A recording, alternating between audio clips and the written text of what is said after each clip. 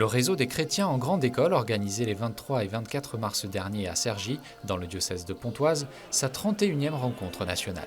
L'événement, qui a rassemblé quelques 600 étudiants venus de toute la France, proposait un programme très riche, articulé autour de temps de prière et de louanges, ainsi que de nombreux ateliers, conférences et tables rondes consacrés à la réflexion sur la sainteté.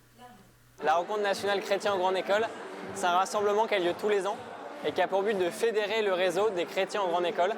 Donc c'est toutes les aumôneries, les communautés chrétiennes qui sont dans les écoles de commerce, d'ingénieurs, Sciences Po, ENS. Et donc c'est important qu'on se rencontre, qu'on se retrouve et qu'on partage du temps ensemble pour faire vivre notre foi. Le thème de la sainteté, pour nous c'était important au sein du Bureau national chrétien en grande école. On sent qu'il y a un vrai enjeu de cet ordre-là aujourd'hui pour la jeunesse. Il n'y a pas que des saints vieux, il y a aussi des saints jeunes. Et la dernière chose, c'est que nous, on croit qu'il y a un vrai enjeu missionnaire aujourd'hui à aller apporter ce feu, cette espérance, cette joie dans les écoles. Quand nous, on met l'Esprit Saint Dieu au milieu, c'est à travers l'Esprit Saint qu'on se connaît de plus en plus. La sainteté est-elle compatible avec la vie de couple ? Pour Christina et Paolo Stefani, la réponse est oui.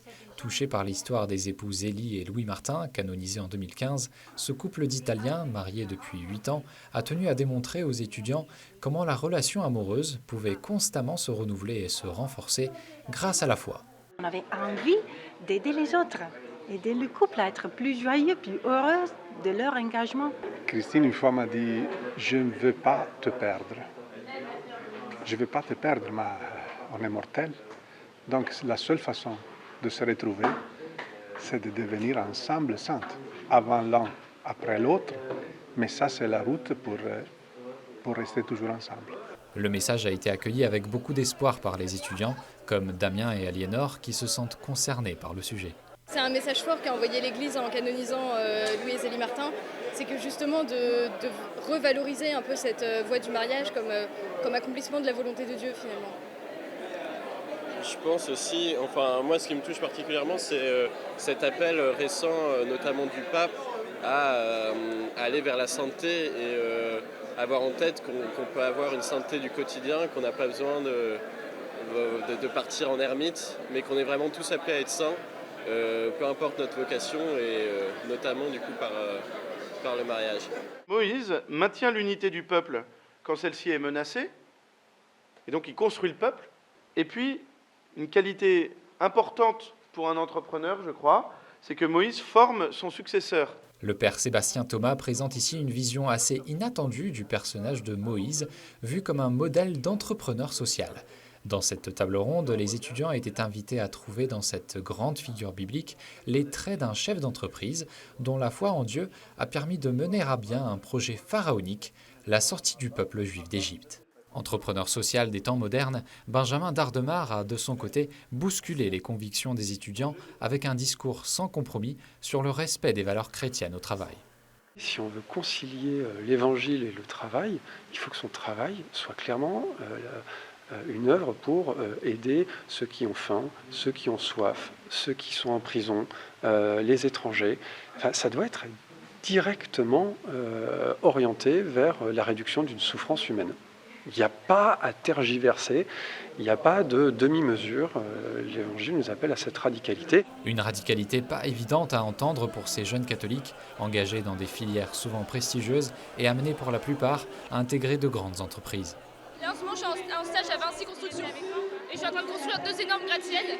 Donc la cohérence, j'ai un peu du mal à la trouver, mais in fine, je pense que je travaillerai plus dans des choses plus responsables et avec des gens qui se posent un peu plus la question de pourquoi je suis ce bâtiment et quelle est la pertinence de ce bâtiment dans ce quartier-là.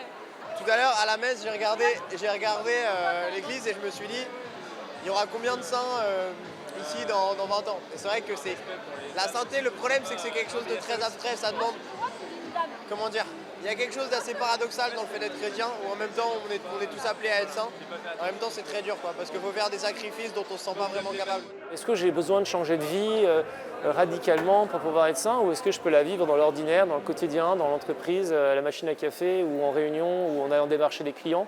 bah oui, c'est possible. Ils auront à discerner, c'est-à-dire qu'il n'y a pas de programme, d'algorithme ou d'application déjà écrite. Ils auront à discerner si les décisions qu'ils vont prendre sont justes ou pas.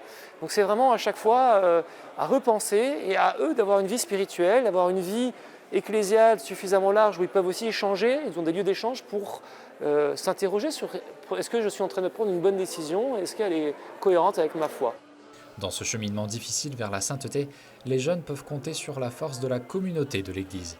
De nombreuses associations chrétiennes proposent de s'engager à leur côté, que ce soit dans un travail social, humanitaire, caritatif ou tout simplement spirituel. Les jeunes, ils se posent des questions aussi de savoir un peu de quoi ils ont envie et pourquoi pas prendre une année ou quelques mois ou une semaine de temps avec le Seigneur pour vraiment construire aussi leur relation avec le Seigneur, que ce soit chez nous ou ailleurs. L'essentiel, c'est qu'ils aillent vers Jésus, quoi.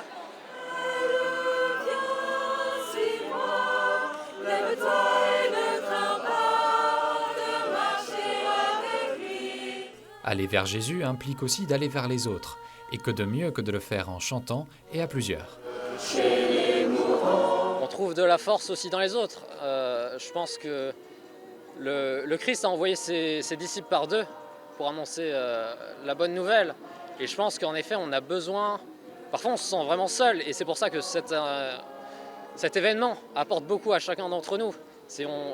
On tire des expériences de chacun, de la force, de la présence de chacun autour de nous et d'une prière commune. Et je pense que finalement, Dieu nous donne toutes les armes qu'il nous faut pour sortir dans la rue, annoncer sa bonne nouvelle avec l'Esprit Saint qui nous guide. Cette dimension de rencontre entre les membres de 80 aumôneries issus de toute la France était très présente à Cergy. Avec une énergie et une joie de vivre contagieuse, ces jeunes étudiants montraient un visage de l'Église qu'on avait oublié ces derniers temps.